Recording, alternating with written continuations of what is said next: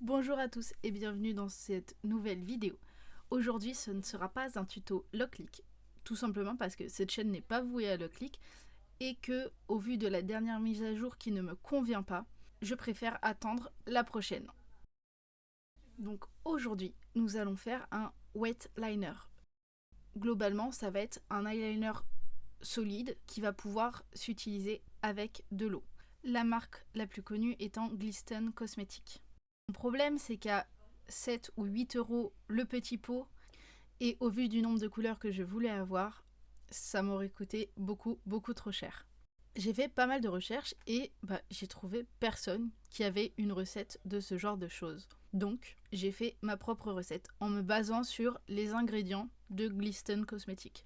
La recette est aussi très proche de ce qu'on peut trouver dans le maquillage à l'eau pour les déguisements, donc maquillage Halloween, etc. ou maquillage pour les enfants.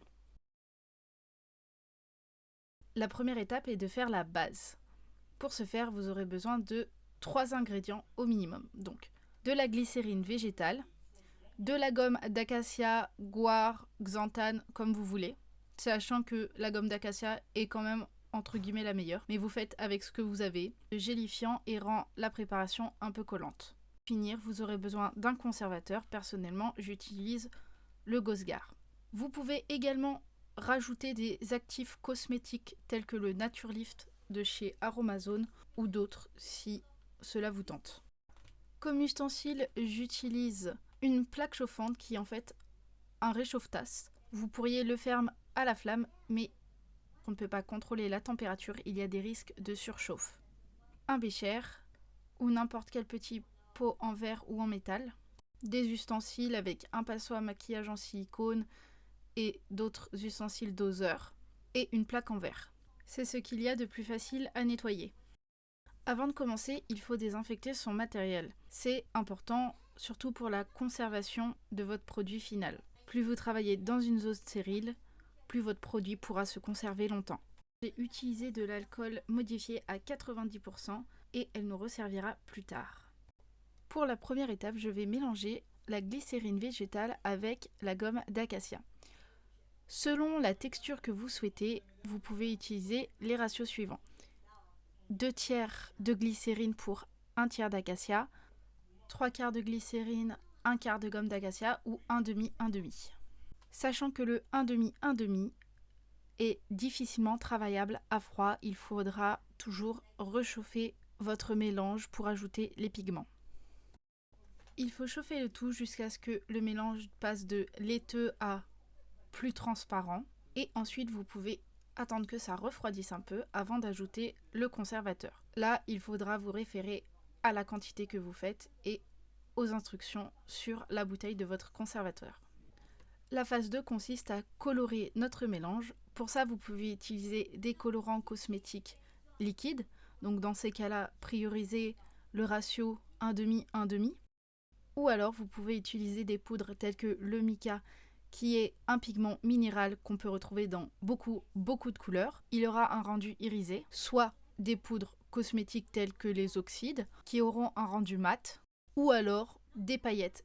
Vous pouvez utiliser ces pigments seuls ou avec d'autres poudres cosmétiques qui vont permettre d'augmenter la tenue, de matifier et d'épaissir. Personnellement, j'utilise la poudre base de maquillage de chez Aromazone qui contient plein de choses qui améliorent vraiment la tenue.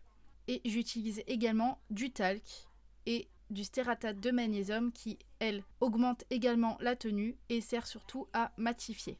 Ces deux poudres servent également à rendre le mélange un peu plus hydrophobe, ce qui fait que si de l'eau comme de la pluie arrive sur votre maquillage, il ne devrait pas couler. Par contre, effectivement, si vous le frottez, il partira. Maintenant qu'interviennent ma plaque en verre et ce qu'on appelle une molette ou un muller en anglais. Celui-ci sert à écraser les pigments. Avec le mica, on n'en a pas vraiment besoin, ni avec les pigments liquides. Par contre, pour des poudres telles que l'oxyde, l'ocre, etc., il vous sera peut-être nécessaire afin d'obtenir un mélange complètement homogène. J'ai décidé de remplir ce godet où j'en avais presque plus, donc je reprends mon pigment. Je vais le mélanger à la base de maquillage. Pour le ratio il me semble que j'ai fait 2 tiers de pigment pour 1 tiers de base de maquillage. Attention, si vous mettez trop de base de stératate ou de talc, vous risquez de perdre en pigmentation.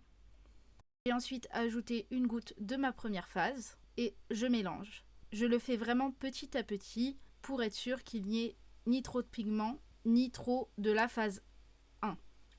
S'il y a trop de pigments, ils ne seront pas bien liés entre eux. S'il y a trop de la phase 1, vous aurez un mélange trop liquide ou trop gélatineux et par conséquent, il sera plus dur à travailler et beaucoup moins pigmenté. Je viens ensuite tester mon mélange avec un peu d'eau. Ça me paraît vraiment pas mal. Je viens ensuite mettre mon mélange dans un godet. Je racle au maximum la vitre car je n'aime pas le gaspillage. Après, vous pouvez choisir de compacter ou non votre wet liner. Plus il sera compact, moins l'eau se diffusera dans tous les pigments. Par conséquent, uniquement la surface sera humidifiée et ça augmente la durée de conservation de votre wet liner. Et je viens ensuite le remettre dans la boîte. Et pour finir, je viens également mettre le mélange de ma phase 1 dans un petit récipient. Je vous conseille de le prendre en verre ou en métal. Encore une fois, c'est préférable s'il y a besoin de le réchauffer. Vous n'aurez pas à le rechanger de contenant. Et voilà, nous avons maintenant notre wet liner ou tout simplement notre maquillage à l'eau. Sachant que la phase 1 seule peut également servir de base de fard à paupières. Vous l'étalez et ensuite vous appliquez votre fard à paupières. La base étant un peu collante, votre fard à paupières adhérera beaucoup mieux. Vous pouvez également vous en servir comme base à paillettes. Donc, de la même façon, je prends la base pure, je l'étale et je viens coller mes paillettes par-dessus. Et ça devrait tenir pour un bon moment. Petite précision quant à vos contenants de wet liner. Évitez les godets magnétiques car ils sont en fer et le fer, ça rouille avec l'eau. Et vous ne voulez pas avoir de la rouille dans vos wet liners. Donc préférez le plastique ou l'aluminium et ajoutez en dessous une petite plaque en fer. Sinon, utilisez directement des palettes d'aquarelle vide. Vous aurez même l'espace de mélanger vos couleurs parce que oui, avec cette recette, vous pouvez mélanger vos couleurs et en avoir encore plus. Pour ceux qui se demandent, le coffret où j'ai mis mes godets, c'est une ancienne palette de maquillage où j'ai enlevé le fond, puis mis un autocollant aimanté. Et les godets, c'est moi qui les ai fabriqués parce que je ne trouvais tout simplement pas de godets assez petits. Mon but étant de ne pas faire de gaspillage, je préférais avoir beaucoup de couleurs en très petite quantité plutôt que de faire des quantités monstrueuses à chaque fois. Je les ai fait en résine et ensuite j'ai mis un petit aimant en dessous. Sachez que comme tout produit cosmétique, il y a entre guillemets une date de péremption. Je ne saurais pas vous l'estimer, à vous de voir avec votre utilisation et c'est pourquoi je fais des toutes petites quantités, c'est que les pigments que je mets, si je les garde secs, ils me dureront des années et des années et des années sans périmer. Alors que si je mettais tous mes pigments dans ma préparation, ma préparation périmerait au bout de 6 mois, 1 an peut-être. Après, il est également possible de restériliser vos préparations.